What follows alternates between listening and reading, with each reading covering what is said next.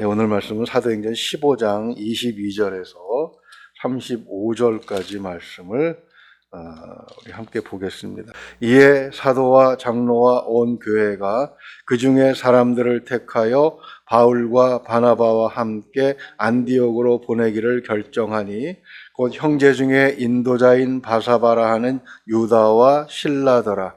그 편에 편지를 붙여 이르되 사도와 장로된 형제들은 안디옥과 수리아와 길리기아에 있는 이방인 형제들에게 문안하노라.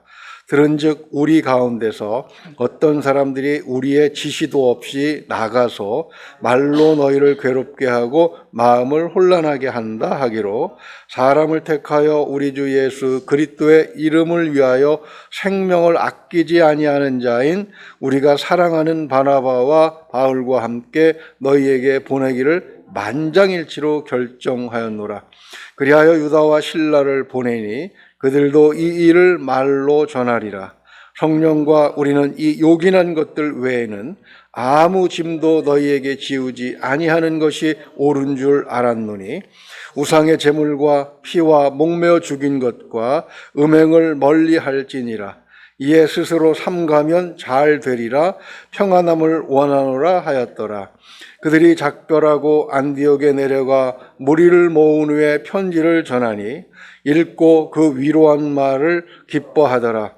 유다와 실라도 선지자라 여러 말로 형제를 권면하여 굳게 하고 얼마 있다가 평안히 가라는 전송을 형제들에게 받고 자기를 보내던 자들이 돌아가니 바울과 바나바는 안디옥에서 유하며 수다한 다른 사람들과 함께 주의 말씀을 가르치며 전파하니라.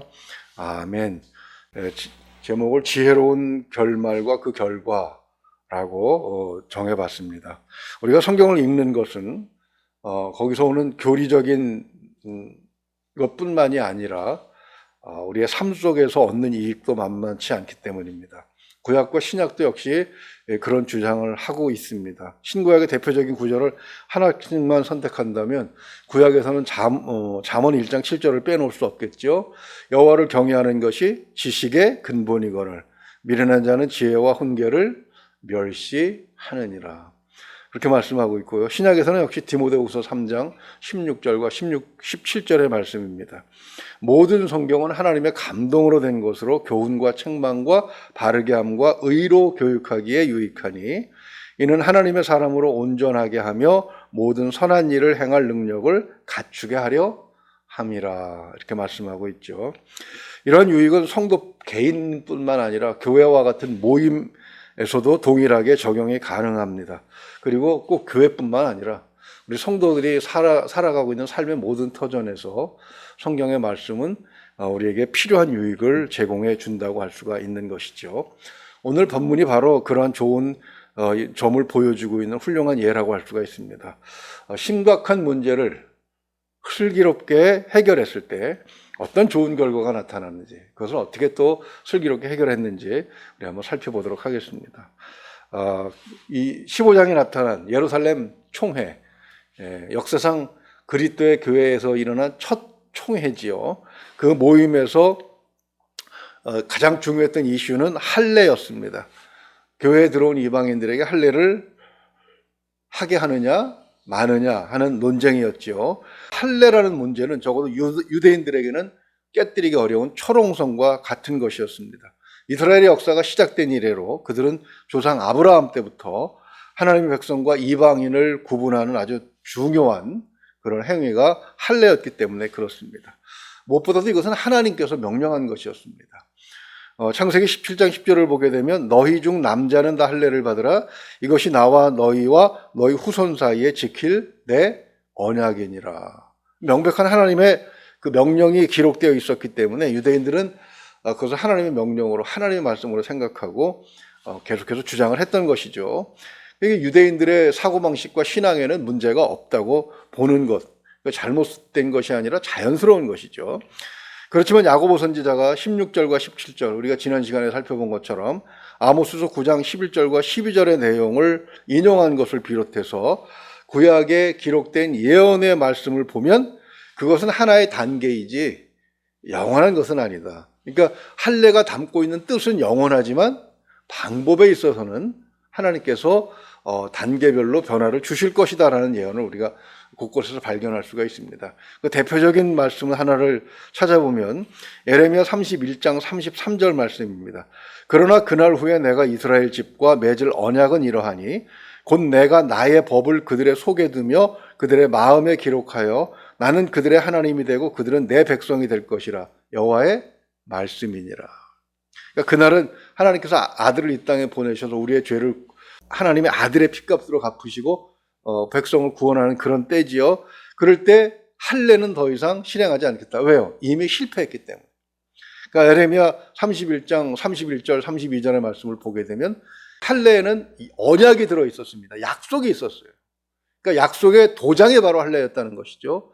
그런데 할례는 받아놓고 약속은 지키지 않았습니다. 누가? 하나님께서요? 아니죠. 이스라엘 백성들이 약속을 지키지 않았기 때문에 그 약속은 이제 무효가 된 것이다. 할례라는 도장이 찍힌 그 계약서는 어떻게 됩니까? 완전히 무효가 되어버린 것입니다. 그러면 하나님께서 실패한 것이냐? 그렇지 않죠. 다른 방법. 이제는 실패하지 않을 방법을 택하셨는데 그것이 무엇입니까? 이제는 여기다 기록하시겠다. 마음에. 성령께서 강림하셔서 성령의 충만함으로 하나님께서 스스로 도장을 찍어 놓으셨다는 것이죠. 겉으로 드러나게 했던 하나님의 백성인 할례는 할례 애식에 포함된 그 언약이 중요했던 것인데 그것이 깨짐으로 해서 그 기능 그리고 그 효과가 완전히 상실된 것이죠. 관습에 따르면 비록 부조리한 면이 있다고 해도 편리하긴 합니다. 누구도 그 부조리한 것을 문제 삼지도 않고 이의를 제기하지도 않기 때문이죠. 그러나 누군가에 의해서 그 부조리한 면이 제시가 되었다면, 그래서 표면에 떠오르게 되었다면 해결책을 반드시 찾아야 합니다. 그래야 모임이 유지가 되고 또 구성원들이 화합한 가운데 그 모임이 성립된 목적을 성취해 갈 수 있는 것이죠. 할례 문제를 누가 제기했습니까? 예레미야 선지자를 통해서 하나님께서 제기하셨습니다.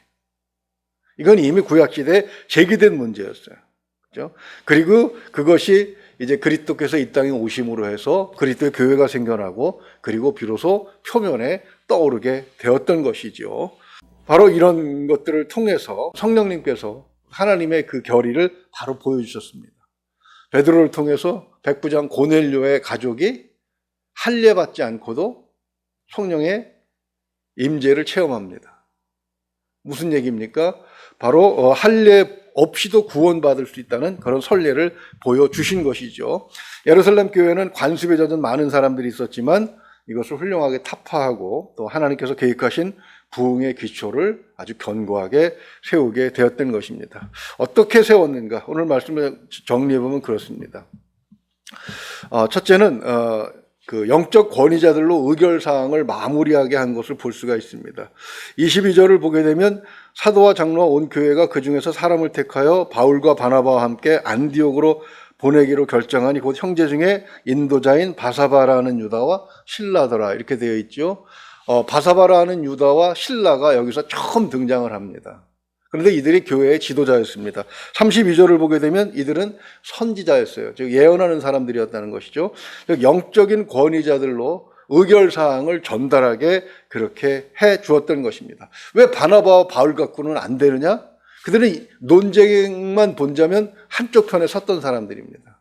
할례가 필요 없다라는 주장을 이방인들의 편에 섰던 사람들이기 때문에 중립적이고 그리고 오히려 반대편에 섰던 사람의 확증이 필요한 것이죠. 예루살렘 총회는 지혜롭게도 그래서 바울과 바나바만 보내는 것이 아니라 이제 결정됐으니까 니들이 혼자 가서 알아서 해라고 하는 것이 아니라 오히려 반대편에 섰던 사람들 중에서 이제 사람을 택하여 보낸 것을 볼 수가 있습니다.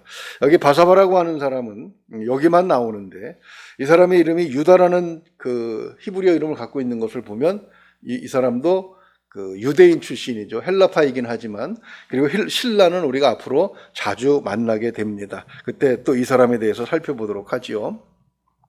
이렇게 항상 보면 어떤 논쟁이 끝나고 나면 막 서로 얼굴 붉히고 돌아서서 보지도 않고 결정된 일을 시행할 때 찬성한 사람들끼리만 모여서 일을 하는 경우가 있습니다. 그러나 그 결의한 사항이 확정되기 위해서는 어때요? 반대편에 섰지만 의견에 동의한 사람들에게 도움을 요청하는 것은 굉장히 훌륭한 결정이라고 할 수가 있는 것입니다. 그 다음에 두 번째로 오늘 본문을 보게 되면 교회의 지지가 없는 소수 의견을 제재했다는 것입니다. 교회는 자유롭게 의견을 제시할 수가 있었습니다. 고린도전서를 보게 되면 초대교회 예배 형식은 삥 둘러 앉아서 집에서 그죠? 기도하는 중에 성령께서 말씀을 주시면 일어나서 자유롭게 발언할 수 있었습니다. 그러나 할례와 같은 중요한 문제에 대해서는 교회에 결의가 있었어야 되는데 그런 중요한 문제를 자신의 생각만 옳다고 하고 전체를 무시하는 것은 결국 파국을 가져올 수밖에 없는 것이죠. 이것이 과연 혼자서 주장해도 되는 것인지 아니면 총회에 올려서 문제를 논쟁의 토론의 주제로 삼아야 되는 것인지는 스스로의 결정에 따라야 되는 경우인데요. 총회는 24절에서 그것을 금지하도록 명확하게 이 가이드라인을 제시합니다. 들은즉 우리 가운데서 어떤 사람들이 우리의 지시도 없이 나가서 말로 너희를 괴롭게 하고 마음을 혼란하게 한다 하기로 이렇게 되어 있습니다. 어느 모임이나 특히 교회도 그렇습니다. 자기 개인의 의견인데 동조하는 사람을 모으려고 사람들을 선동하는 그런 경향이 있어요.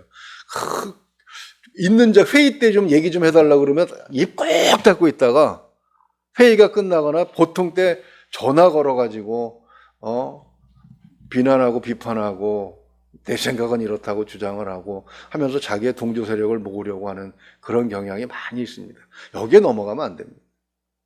비공식적으로 흐르는 내용들은 그냥 비공식적으로 그런 생각도 있나 보다 하고 넘어가야지 거기에 그래? 그런 일이 있었어? 내 눈으로 보지 않고 내가 확인하지 않은 상황에 휩쓸리게 되면 잘못된 그 행동에 같이 동의하게 되는 그런 경우가 너무나도 많이 있습니다. 지금 인터넷에 그 공포를 조장하는 그런 이야기들이 많이 떠돌고 있습니다.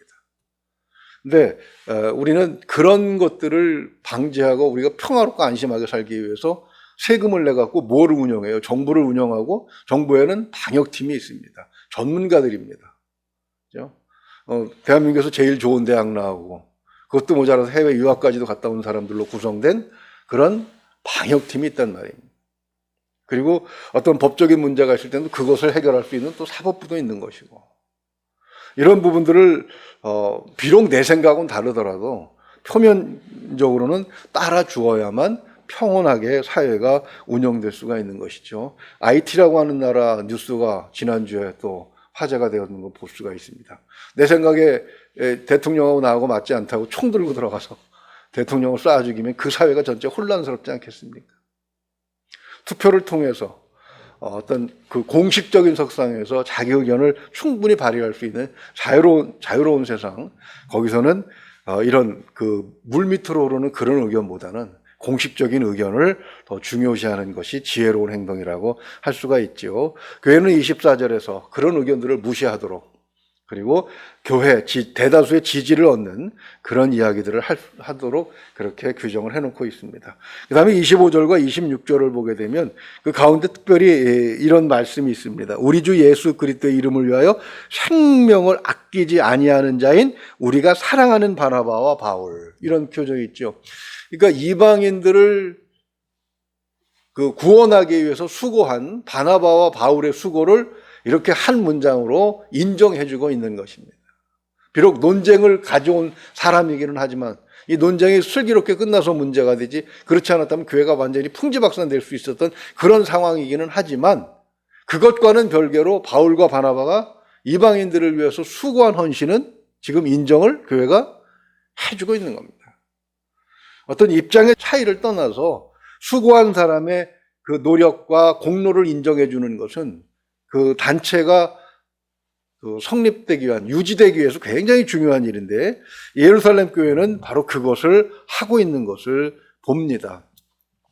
그렇죠. 인정은 매우 중요합니다. 주마 가편이라는 말이 있습니다. 달리는 말에 채찍질을 하면서 더 빨리 달리게 한다는 그런 얘기도 있지만 또 긍정적으로 표현하면 칭찬은 누구도 춤추게 한다?